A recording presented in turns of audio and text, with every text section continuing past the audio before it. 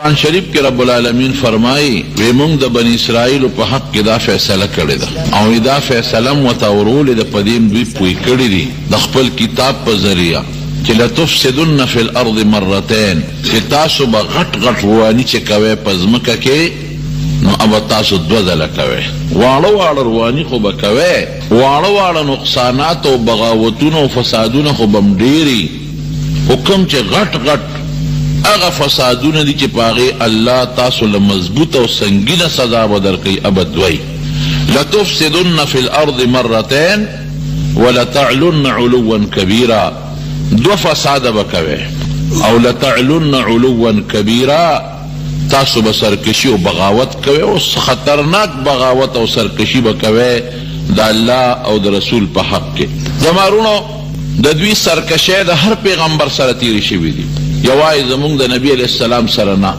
بنی اسرائیل دا اوس یهود وته وای هر پیغمبر سره سرکشه 13 جمعه د موسی علیہ السلام متعلق مې درتا ویلو چې پاغه څومره خطرناک الزامونه لګولو د موسی علیہ السلام د ترزوی دی قارون نوم دی حضرت ابن عباس رضی اللہ عنہ فرمائی تفسیر قرطبی لیکلی دی کہ حضرت ابن عباس رضی اللہ عنہ فرمائی کہ دید موسیٰ علیہ السلام سکد ترزویو دا قارون یوا دویم دید تورات حافظمو تورات ورطا یادو او درین دا تورات علیممو علم دا توراتم و سراو دے قارون سرا او کما او یا کسان چے حضرت موسیٰ علیہ السلام دا اللہ دا ملاقات تا پارا غور کریو چه کوه تور تزو چستاسو اللہ سر ملاقاتو شی اغی او یو که دیم شاملو اغی او یو قصانو سر اللہ خبر مکلی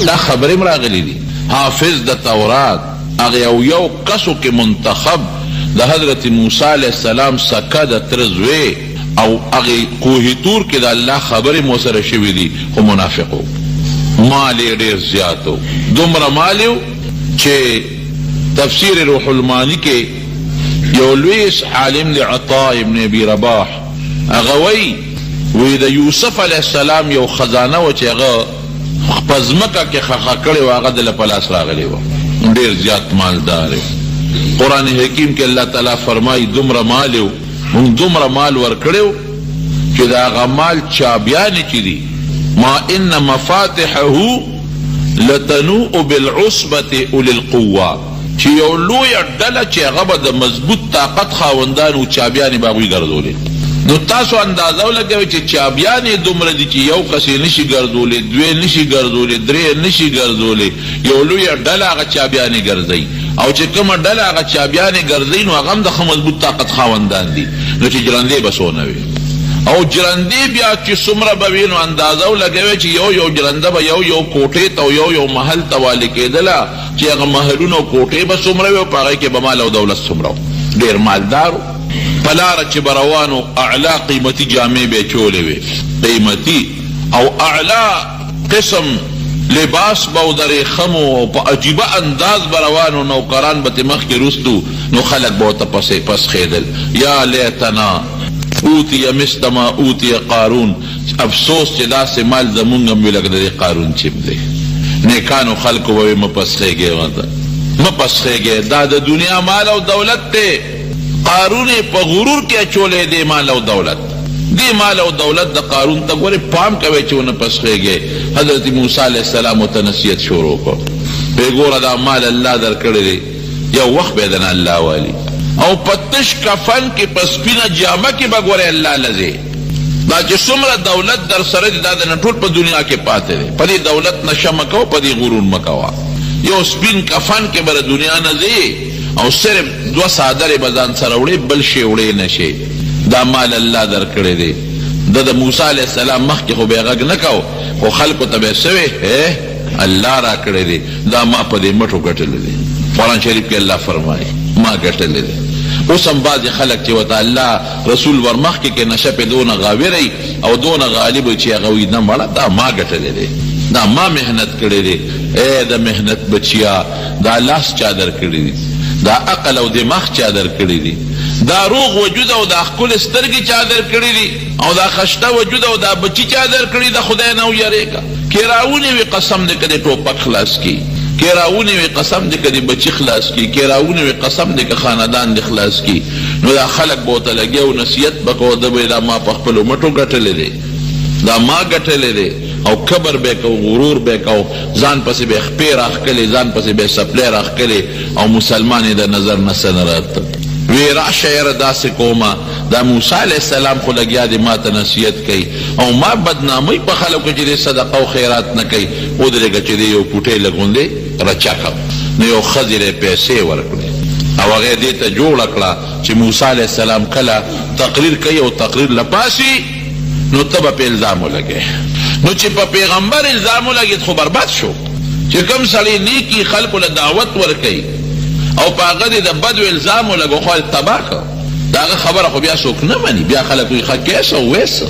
چې کوم سړی بل له دعوت ورکوي، داعي دی، اب خپله جامه پاکه ساتي، جامه کې چې لږ خیرنوالم دی نو خلک به بیا اعتماد نه کوي، خلک وایي مړه ویسه ته کیسه دا چې څه وی دا ټول ګپ شپ کې او دروغ وی. نو موسی علیه السلام یې رچکاو، نو دې ښځې ولمسولو پیسې وله ورکړې. نو موسی علیه السلام یو ځل بني اسرائیلو کې ولاړ دی او تقریر کوي. دا ښځه پاڅېده، بیا کېناسته، بیا پاڅېده، بیا کېناسته، بیا پاڅېده، بیا کېناسته. بس حضرت موسی علیه السلام پیش شو. چا پکې اواز هم ورکړه شیطانانو سله پاسې وایه که نه څه چې دا خبره وکړي. الله اوس هغه خوله بندوله او د موسی علیه السلام روب پرې راته.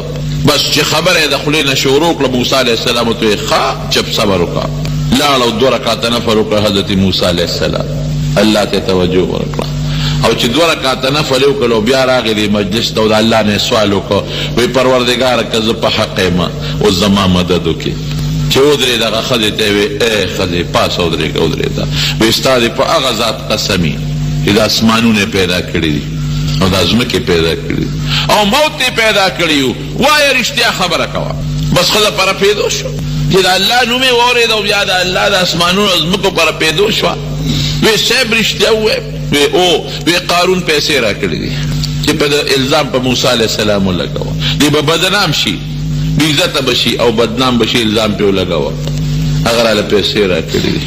بس حضرت موسی علیه السلام الله ته سوال وکړه، الله ډېر ته تنګ یم، ډېر کبرجن دی او ډېر زیات ظالم دی، او زما دا نیکان مسلمانان ټول رټي او ما پسې دا ستا الله ولیدل خدای راوی نیسي. نو الله داسې راونیوه چې سره د کور او سره د خاندان او سره د هغه خپلو ملګرو یې ځمکه وشلولو پکې وردننه کړه. چغې جوړې کړې ما بچ کا ما بچ کا، اے موسی ما معاف کا. الله موسی علیه السلام مکې ته وی راکاږه، نور یې راخ کړه، بیا چغې وی راکاږه، نور یې راخ کړه، بیا چغې وی راکاږه نورم. نو په دا ځمکه کې ورغیب شو.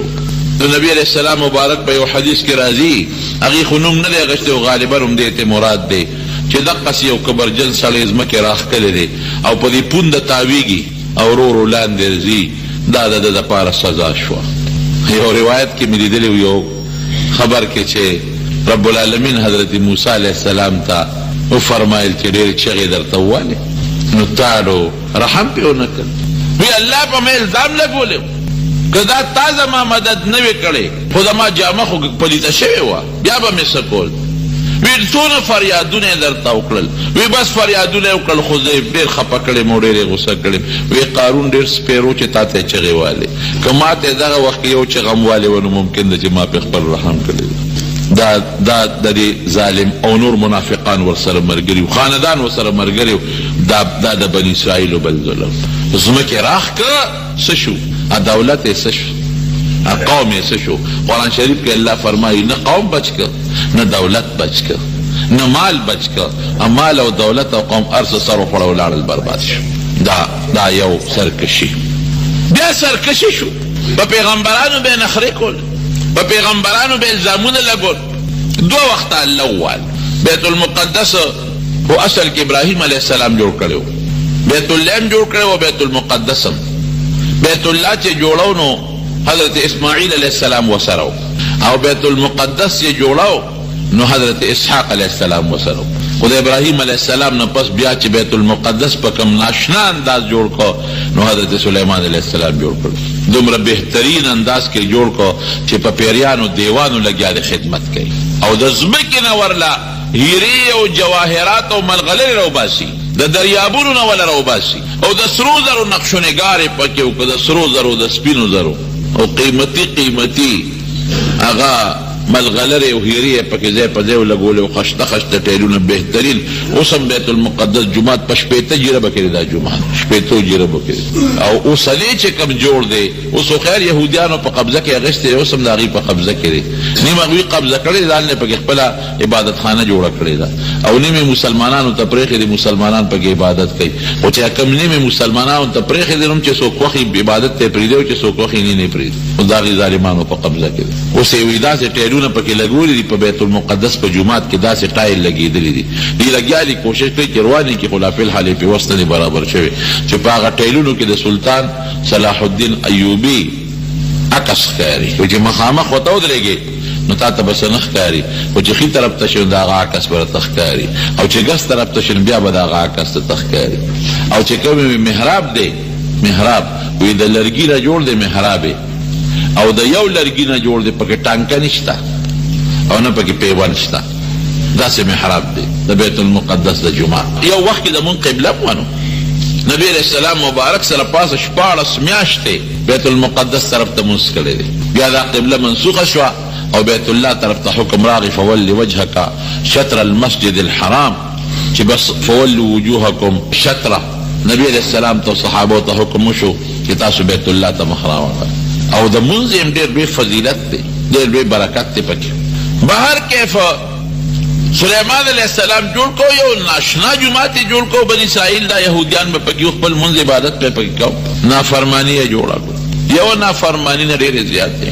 د حضرت داود علیہ السلام په زمانه کې دی باندې داود علیہ السلام چې پیغمبر او سلیمان علیہ السلام نه پس د داود علیہ السلام چې د داود علیہ السلام په زمانه کې د سلیمان علیہ السلام نه مخکې نو هغه کې هم دی نافرمانی کړې پیغمبر موجود دی. یو کلی ایله ورته وایي د بحر قلزم په غاړه دا کلی عبادو په هغه وخت کې دا ایله او د مدین او د کوه تور په میانس کې دا کلی د بحر قلزم په غاړه. نو الله تعالی خو ازمایښتونه امتحانات راولي نو داود علیہ السلام په جبه په دوی دا پابندي ولګوله چې تاسو به د خالی پر ښکار نه کوئ د دریاب په غاړه اوسېدل نو دوی به دا کبان خوړل ښکار به نه کوئ نو به دوی ډېره ښه نو الله په امتحان راوست د خالی پر ورځ بیا کبان زیاتو په نور ورځو به کمو او د خالی پر ورځ به دونه کبانو چې په دریاب په اوبو د پاسه به داسې چپې یې والې او منډې به یې والې. قرآن شریف کې الله فرمایي واسألهم عن القرية التي استأتيهم حيطانهم يوم سبتهم شرعا دا کبان به د خالی پر ورځ باندې اوچت په اوبو د پاسه به داسې ښکارېدل ویوم لا یثبتون لا داسې بنو بیا د خالی دروازې نه علاوه نو پابندي په ولګوله چې کبانو ښکار به نه کوي خالی پر ورځ الله ډېر کړل نو دوی به څه چل کو دا مختلفې ډلې شوې چا داسې چل به وکړو ډنډونه به یې جوړ کړل نو د خالی پر ورځ باندې به هغه وره خوویسته نو کبان خو به ډېر نو ډنډونو ته به رالل نو چې رابلل نو کبان خو به ترې بیا تلل نو دوی به ورپسې ورخ بند کړ نو د اتوار پر ورځ به یې راوویستل هلکه دا ښکار د خالي نه وایي مونږ خو د اتوار پر ورځ دا د کبان راوباسو د خالي خو یې نه راوباسو. چا به دا چل وکړو چې غټ غټ جالونه به یې راوړل نو د خالي پر ورځ به یې په کبانو ور واچول نو کبان به پکې گیر شو نو د اتوار پر ورځ به یې جالونه راوښکل په هغه ورځ به یې نه راوښکل دا هیلې به یې جوړول. یو سړي رشوت ته چا نه اخیستی نو ما هلکه دا رشوت دې واخیسته دا ګناه ده دا مه کوه. نبی علیہ السلام فرمایي الراشي والمرتشي کلاهما فی النار رشوت ورکوونکي اخیستونکي دواړه به اور کې پراته دي سودي به پکې دا رشوت دې ولې واخیست نه وایي ما خو ته رشوت نه اخیستې خو دا خو یې پخپله راکړه وایي صدقه یې راکړه مې صدقه په تا کېږي دا خو دونه غټ موټر دی چې دا 15 لاکو موټر کې ګرځي او د 50 لاکو بنګله کې اوسېږي صدقه په تا کېږي موږ جومات ته صدقه نه وړو تعالی درکوي هغه غریب ته پته ده چې که دا صدقه نوم د صدقې دی ولا ورکړه که دا شی ولا نه ورکړو نو بیا راله کار نه کوي او په خپله څوک چاله نه ورکوي خو هغه ته پته ده که ولا ور نه کړه نو بیا راله کار نه کوي. نو خلک ولا دا مطلقې ایلې باندې خلک د حرامو له جوړوي په هیلو بانو باندې ګورې حرام رونو نه حلالوي. نو حضرت داود نو قوم یې څلور ډلې شو یو ډلې به همدغه د خالي پر ورځ ښکار کو دویمه ډلې منې کول وي به کوې. درېیمه ډله داسې وه چې هغه چپ چاپ ووایي ویل مونږ دوی په قبرونو کې خو نه اوسېږو نه به دوی به زمونږ قبرونو له ځي دوی پیشه او کار یې پیشه. څلورمه ډله داسې وه چې هغې یو څو ورځې منې کړل خو چې منه نه شو نو هغې یې ملګري شو. نو چې دا کم پکې د داود علیه السلام دا نیکان ملګري و چې هغې یې منې کول نو داود علیه السلام ورته سم شی د خدای عذاب در باندې راځي. نو دوی ورته وایي چې داسې کار چې مونږ دوی سره کړي و لس پیاله و دې درې واړو ډلو سره چې دا څوک کار کوي دوی سره او چې دا څوک وایي چې مونږ خو نه کوو دوی یې کوي او دوی نه منې کوي د ګناه نه او چې دا کم کسان دو درې ورځې منې کړل خو من نشو ورسره ملګري شو دا درې واړو سره زمونږ بایکاټ دی. نو د خپل کلي په میانځ کې ورته یو مضبوط دیوال و بس تاسو دغه او زمونږ ده هغې ویل دی تاسو قبرونه ځان له تاسو پیښې خپل کارم پیښې دا خو مونږ د خالي پر اوس کار نه کوو دی توارې راوباسو. قرآن شریف کې الله تعالی فرمایي داود علیه السلام خیرې ورته وکړه زما خبره نه منې خدای م هلاک کا.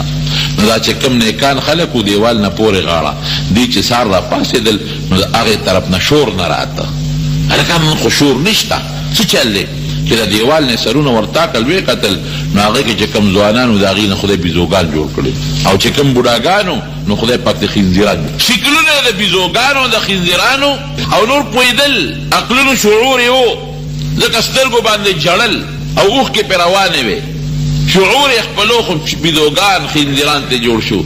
درې ورځې جمدي و درې ورځې پورې خدای پاک جمدي وساتل او درې ورځې پس خدای پاک ټول مردار یو څو سلا ولا خدای ورکوله او په هغې به نه پوهېد. حضرت زکریا علیه السلام سره یې څونه ظلم کړی سره یې حیران شو. سپینګیري او پیغمبر د الله پیغمبر او سپینګیري پیغمبر او دوی ته به نصیحت کو نصیحت پې کو نو په هغې الزامونه به لګو تاکې دا چل دی او تاکې دا چل قسم قسم الزامونه الګیا دي ورته بار بار نصیحت کوي الزامونه اخر کې خوند ونه کو ټول ورپسې را پاسېدل او ورپسې تورې او چړې را واغېستې ودرېږه چې برابر د کو زکریا علیه السلام ته غریب روان شو. دې ورپسې فیصله یې دا وکړه د بادشاه په مخ کې فیصله دا وکړه چې دا زکریا علیه السلام پرېږدلو او دې وجنو په دې فیصله وکړه.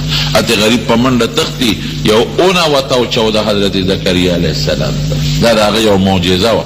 دله کې دا سوچ وکړو چې دا اونه خو ماته وچوده غالبا چې دا ماله پناه راکوي نو هغه اونې یې میانځ ته یې ډټ ته ورننوت نو چې ورننوت هغه اونه پې بیا واپس راغله پکې خدای پاک محفوظ کړو په هغه اونه کې دننه. شیطان دوی ته وایي وی راشئ په دې اونه کې دننه وی اونې ته سینګ ننوت وی نه ډډه ونه ده او د ته په میانځ کېدلې ده او پکې ورننوتې دی وی نه دا موږ نه منو سورې پکې نشته او سینګ ورننوت نو راځنه څه پلیس کې بار پاتې شوي وی دی وګوره دی نه خري وی ښه داسې چل ورسره کوو په دا اونه کې دننه وجنو نو اونه عرق لو حضرت زکریا علیه السلام یې په هغې کې شهید. دومره ظالمان خلک دومره ظلمونه اوس څومره دا ظالمان په دې مسلمانانو ظلمونه کوي او د امریکې په ډاډ یې کوي. ګوره د دې خپل طاقت اوس هم نشته دی دا ټول د امریکې په ډاډ کوي وسله او اټم بمونه او میزایلې دا ټول ول امریکا ورکوي او په دغه ځای کې بدماشان کینولي دي چې شابه د عرب ټول تنګ کې او عجیبه دا ده چې اقوام متحده خو نن د امریکې په لاس هغې وایي چې اسرائیلو ته اجازت دی هم د میزایل اجازت دی هم د اټم بم اجازت دی هم د توپ او د ټینک اجازت دی او چې نور کوم مسلمانان د فلسطین نو هغې ته د دې وسلې اجازت نشته تا سره به وسله نه دا څومره ظلم دی چې یو خوا دی یو کس ورته وتړه سپي ته او بس پرې کې ور پرېښوده او بیا وایي چې هغه کم تړلی دی هغه غریب لاس پرېښودی او هغه ځان بچ کوي نو هغه ظالم دی او سپی ظالم نه شو. دا فلسطینیان وایي دا دهشتګرد دي چې څوک په ټوپکو پې غزارونه کوي او په جزونو پې بمبارۍ کوي او په توپو او په میزایلو وله کورونه روان کړل او دروازې روازې په سوونو تې وجنې نو هغه ظالم دهشتګرد نه شو او چې هغه کوم غریبانان خپل ځان بچ کوي او د خپل ځان دفاع کوي دا دهشتګرد شو. نه پوهېږو په دې منطق خدای د امریکا او د هغه د ملګري په خپل قهر تباه او برباد د مسلمانانو په سرونه هر ځای کې اور بل کړی ظالم. نو بهر کې خو هغه خبره مې دې پورې کوله چې زکریا علیه السلام غریبي په دغه شي حضرت یحیی علیه السلام یحیی علیه السلام په کومه طریقه شهید یو بادشاه هیرودیس د هغه رویره وه هغه رویره ښکلې وه نو د بادشاه خپله رویرې سره به ګناه کوله او اخره کې پې نکاح وتړل. حضرت عیسی علیه السلام په دغه زمانه کې هغه ورته وي حضرت یحیی علیه السلام وي دا خو ګناه ده ګناه به نه کوې هغه وی نه دا ګناه نه ده، دا زما خپله رویره ده چې بل چاله ورکوم بس ماله مناسبه ده. او حضرت یحیی علیه السلام اعلان وکړ په ټول قوم کې کلي کې چې دا بادشاه ظلم کوي، دا ګناه کوي، رویرې سره نکاح نه کېږي، رویره خو د لور په اولاد په ځای ده او دا ناروا دي، دا ګناه ده، دا ګناه ده، ګناه ده. او د دې جنۍ مورم په دې رضا وه چې زما دا لور د خپل تره سره یي، دا هغه بادشاه دی، د موږ هم پکې مزې وي. یو ځل دې مور دې لور ته وویې وایي چې ته دې تره له وردې نن ځان ښه ډولې کا، ډول سینګار وکړه، جنۍ ډولې هم وه او شراب وله ورکه، او چې کله یې دا تره دا بادشاه د شرابو په نشه کې شي نو ورته ووایه چې زه به هله تا سره ګناه کوم چې دا یحیی علیه السلام حلال کړي، چې دې دې نه حلال کړي. او دا مشورې وله خلکو هم ورکړې چې دې د مخې نه خوا کې بیا به مزادي، دا خو دې وایي چې دا ګناه ده چې دې مړ شي بس بیا چې کومه ګناه خوښوي هغه به کوی. اوس هم خلک داسې کوي چې د نکاح نه کړي د مخې نه خوا که بس بیا چې څه خوښوي بیا به کوو. جنۍ چې ډول سینګار خپل وکړ ورله او په شراب یې پیوس کړ، وایي نه هله به ما له ګوتې راوړئ چې یحیی علیه السلام سر الله ورله وړي او به دې مړکه چې اړو قصه خلاصه شي. دا خو دې وایي ګناه ده او ګناه ده او ګناه ده او جنت ته او دوزخ ته او آخرت ته. بس پولیس والی او خلکو هم یې صاحب ټیک راته وایي، پولیس والی ورپسې ورولېږل چې ورویلېږل حضرت یحیی علیه السلام د خدای پیغمبر هغه یې راوپرځو حلالې کړ، سر یې ترې پرېږد. زموږ حضرت شیخ صاحب به فرمایل وایي چې لاړم د فلسطین علاقې ته، بیت المقدس سره خوا کې یو غر و، په هغې کې یو غار و بند و او په هغې د پاسه یو تخته لګېدلې وه او په هغه تخته د پاسه یې لیکلي چې هذا رأس یحیی ابن زکریا علیه السلام، چې دلته کې د یحیی د زکریا علیه السلام د زوی د یحیی سر پروت دی. چې حلال یې که نو وینه ترې روانه شوه، نو وینه کوم ځای وچېدله، روانه د وینه بیږي بیږي بیږي.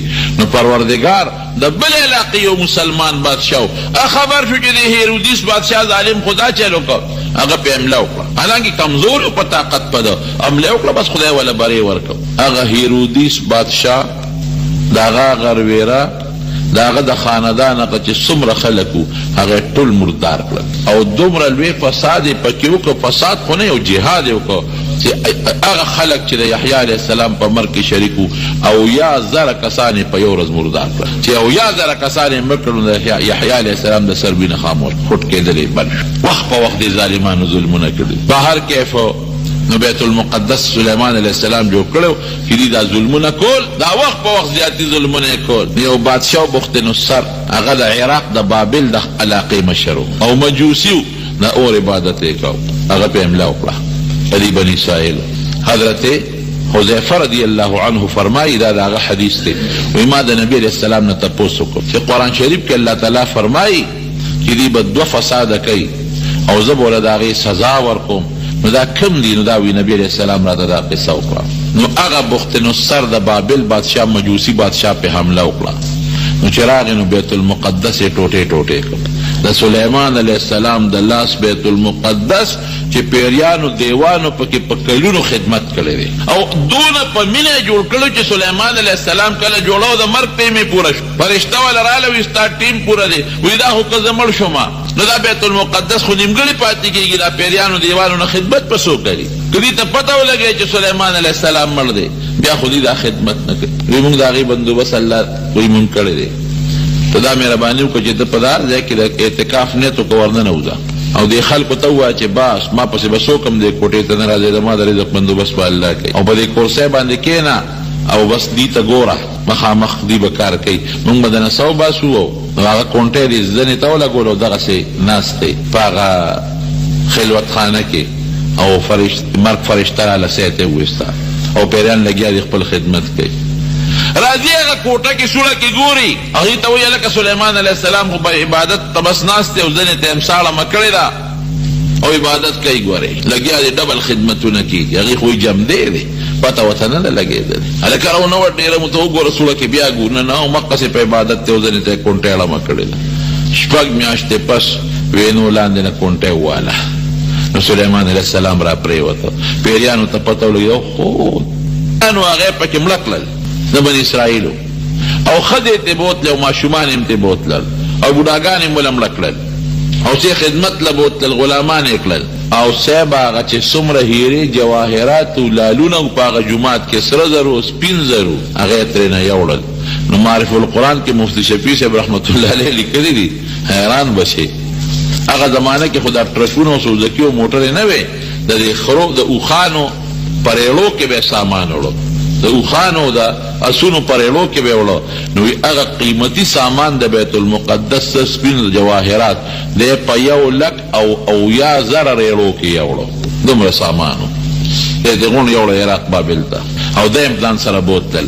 نو ښځې وینځې کړې او ماشومانو باندې به خدمت کو، او چې کوم بوډاګانو هغه ته مړه کړل 100 کاله هغې بادشاه دا په خدمت کې ځان سره وساتل. بخت نصر 200 کاله بادشاهي یې کړې ده، 200 کاله. نو بیا به دوی د ښځو جړل چې خاوندان مړه شو او موږ وینځې شو او ماشومان هم دا د غلامان دي، او خدای دا به څه کړي جړل نو الله جړا قبوله کړه. نو 100 کاله پس 100 کاله کې خو پیړۍ بدلېږي. بیا د فارس یو بادشاه هغه حمله وکړه په بخت نصر باندې. نو بخت نصر یې ملک او د هغه سلطنت یې دړې وړې کړ. نو دا بني اسرائیل یې ذات کړل، ویزه واپس په بیت المقدس ته، او چې څومره مالونه د نه دروړي د بیت المقدس نه هغه واپس په خرګاړو کې او د اوخانو په ګاړو کې بار کې ځان سره یوسه. نو دوی لاړل، چې لاړل نو د دوی چته صبر د خپلو غلطونه، بیا به هغه غلطۍ کولې او هغه ګناهونه به کول. نو دغه زمانه کې حضرت عیسی علیه السلام هم راغلی دی. عیسی علیه السلام لخوا الله جیبه طاقت ورکړ، لا ماشوم او پټینې چې خبرې کړې وي. قرآن شریف کې الله تعالی فرمایي د مور نه الله پیدا که بغیر د پلار نه، نو لا ماشوم دی چې خبرې کوي. او قرآن شریف کې رب العالمین فرمایي چې په برګي به علاج کې خود برګي مرض نه جوړېږي، لا علاج مرض دی، علاج اشته خدا سے پاسانه نه جوړېږي، لاس په پکې خود اب خدای جوړ کړ. او چې کم سړی په پستر ګړوندو دو پلاس کې خود اب هم خدای پاک جوړ کړ. تر دې حد پورې چې مړی ته به قوم باذن الله نو مړی به خدای پاک جمع دی کړ، او خلکو ته به الونه وي فنبأتکم بما تدخرون فی بیوتکم، چې کور کې بسود هغه ال به چې د کور کې دا شی دی او دا شی دی او دا شی دی. تر دې حد پورې د خوشتبه خبره ماشوم به مور ته جړل، مور به ورته وي نشته. عیسی علیه السلام په لار روانو، ماشوم ته ویل تراشه بچی ولې جاړې؟ وی مور نه شی غواړم او غلطه وي چې نشته، ورشه المارۍ کې پلان کې کې پروت دی. ماشوم ورغه شی به راواغست، هلته جګړې جوړې وي، ته الماشوم ته الونه وي زینه وته چې خوراک دلته پروت او پیسې دلته پرتی دي. لوی چرچا و د حضرت عیسی علیه السلام مشهوره شو چې دا وګوره بغیر د پلار نه پیدا دی، صرف د مور نه، او دا داسې دمونه چې یو خلک جوړېږي، روندم جوړېږي او برګیم جوړېږي او مړیم جم دی کېږي د چرچا. نو د بعضې خلکو سره حسد او عناد پیدا شو، بادشاه ته خبره ورسو. دې یهودیانو فیصله وکړه بني اسرائیلو چې عیسی علیه السلام وجنو، پرېږدو یې نه. حضرت عیسی علیه السلام و یوې مور، او د عیسی علیه السلام خپل کورم نو هغه عجیبه ژوند تېر کړی دی، داسې ژوند یې تېر کړی دی چې نه یې کور شته نه یې بیبي شته، ښځه شته، یوې مور ده او یو دی دی، او نه دغه ژوند یې تېر کړی دی د دولت او د پیسو نه. بس دا په پیغمبرانو کې داسې پیغمبرو اسم ورسره نو، یو کوزه به یې ګرځول، یو به یې مسواک ګرځول، او یو به یې ګومنځ ګرځوله، او یو به یې پیالې ګرځوله. یو ځل چاته وکتل چې هغه په دریاب باندې ناست دی او په لپو لپو اوبه رالې او خولې ته اچوي. نو دې اړه کې وایي وی دې لوټې ته او دې کوزې ته پکې ضرورت نشته، وی د لوټې دا کار خو په دواړو لاسونو په لپم کېږي، نو هغه خوا شغال کړه. نو یو ځل یې بل سړي ته وکتل چې هغه مخ ووینځه، نو عیسی علیه السلام ورته کتل، نو هغې سړي دا ګوتې راواغېستې او دې ږیره کې ورکولې، په دې خپلو ګوتې ږیره ګومنځوله، نو ګومنځ یې خوا وغورځوله. وی دا کار خو په لاس هم کېږي. بس یو مسواک به و، یو دی او یوې مور ګرځېدل. دا د هغه خپل یعنې په شریعت کې که یو سړی پیسه جمع کوي یا یو سړی ځان له کور جوړوي، زمونږ په شریعت کې یا یو سړی ځان له ځمکه جایداد تجارت کې نو منع نه دي، دا جایز دي چې د بل د سوال نه او د بل د محتاجۍ نه پې بچې او د نیکۍ کارونه پکې کې. نو دې بادشاه او یهودیانو ورته سازش او سکیم جوړ کړو چې عیسی علیه السلام وجنه. هغه ته خو پته و چې زکریا علیه السلام یې زمانه مخکې هره کړې دی او د یحیی علیه السلام نه سر پرې کړی دی. نو د خاص ملګري حواریین دی ورته وي، هغې سره په یو ځای کې دی ناستو. نو یو سړي پې سیډې وکړه، بادشاه ورپسې ګرځېده سره د پولیس والا او د فوجه. نو یو جاسوس پې سیډې وکړه، پلانکي کور کې دی. نو دوی ورته وی داسې وکړه چې ته مخکې ورننه وځه، نو چې ته په کومه کوټه ورننوځې نو موږ ته پته ولګي چې عیسی علیه السلام په دې کوټه کې دی، نو موږ به درپسې درننوځو. وی ډېره ښه ده. نو جاسوس په هغه کوټه ورننوت. نو چې ورننوت نو عیسی علیه السلام ته خپلو ملګرو وی صاحب دا جاسوس چې دا دی ګوره راغی او فوج او پولیس ورپسې دی. نو عیسی علیه السلام الله ته درخواست وکړو. نو خدای پاک اسمان ته جمدی جاړو چت کړ، چت وشلېده او عیسی علیه السلام خدای پاک اسمان ته وخېږه. دا زه نه ویم، ګورې قرآن شریف وایي الله تعالی فرمایي وما قتلوه وما صلبوه ولكن شبه لهم. او الله بل دې فرمایي بل رفعه الله الیه، الله بر اسمان ته وخېږه. او چې کوم جاسوس ورننوت هغه باندې خدای د عیسی علیه السلام شکل جوړ کړ، شکل یې بدل شو، د عیسی علیه السلام شو. دا پوجان او پولیس والا وردن نشو، اقته کلک راونیوه. وی راځه، وی زه خو ستاسو ملګری یم. هغه جاسوس وی نه ته عیسی یې، وی زه نه یم عیسی. چغې والې والې والې نیمه نیمه. هغې وی نه څنګه نه دی، شکل ته دې وګوره، مخ ته دې وګوره. هغې اوچت کړو، دې غریب چغې وی او په سولی یې کړ. سولی دا صلیبي نشان دا د عیسایانو اوس هم نښه ده. داسې یو لرګی به یې ودرو او د لرګي په سر به یو بل لرګي داسې پلن ټک و. نو چې چاله به سزا ورکوله نو په هغه لرګي به اوچت کړو، دا دواړه لاسونه به وله په لرګي خواره کړل، په دې لاسونه به وله میخونه ټک وال او په سینو پخپو به موله میخونه ټک وال. نو هغې په سولی کړ او هغه چغې والې زه نیمه نیمه زه عیسی نیم. بیا وروسته قرآن شریف کې الله فرمایي ولکن شبه لهم، دوی په شک کې پرېوتل. اوهو که دا عیسی نو زمونږ ملګری څه شو، او که دا ملګری زمونږ نو عیسی علیه السلام څه شو. شکونه پرېوتل. هلکه خپې خو یم د عیسی علیه السلام په شان نه دي، قد و قامت هم د هغه په شان نه دی، صرف مخ یې د هغه په شان دی. نو په شکونو کې پرېوتل. نو چا او مقصې وی یاره بس چېته موږ نه الله غیب کړی دی، او چا وی نه مړ شو. او بیا د خپلو ملګرو د حواریینو هغې پټ کړی دی، چېته او تختولی دی. دا شکونه په اړه کې ور واچول. خو خیر د عیسایانو نظریه خپله دا ده چې عیسی علیه السلام موږ وجلی دی او دوی وایي دا د خدای زوی دی، مسیح ابن الله ورته وایي. بیا خپل پلار جمدی کړی دی او بر عرش ته خی جوړی دی، وایي خپل پلار سره په عرش ناست دی، العیاذ بالله. او زمونږ عقیده دا ده چې نه دی جمدی جاړ خدای اوچت کړی دی اسمان. نبی علیہ السلام فرمایي چې عیسی علیہ السلام په اسمان کې دی، جمدی دی. ښه دا زمونږ عقیده نه. او د قیامت نه مخکې به راکوزیږي او حدیث پاک کې راځي وی د دوو فرشتو په اوږو به یې لاس اچولي، یو لاس به په یوه فرشته اچولي او بل لاس به په بله فرشته اچولي. او په دمشق یو مناره ده، په هغه مناره باندې به راکوز شي.